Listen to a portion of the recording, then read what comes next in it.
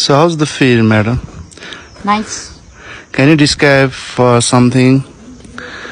नुवाकोट दरबार यति बेला नुवाकोट दरबारमा छौ राम्रो छ भूकम्पले अलिकति चर्केछ अरु भन्दा नि क्या दामी हावा आउँछ के यहाँ Okay. Something else? पछाडी चाहिँ मन्दिर छ अनि त्यसपछि के भन्नु कहिले बनेको राजा को थियो कसले आक्रमण गरे कसरी भयो यत्रो हिस्ट्री पढेको मान्छे मलाई यति चाहिँ थाहा छ पृथ्वीनारायण शाहले चाहिँ नेपाल एकीकरण गर्दा 1801 मा चाहिँ 3 चोटि लडाई लड्दाखेरि बल्ल नुवाकोट जित्नु भएको थियो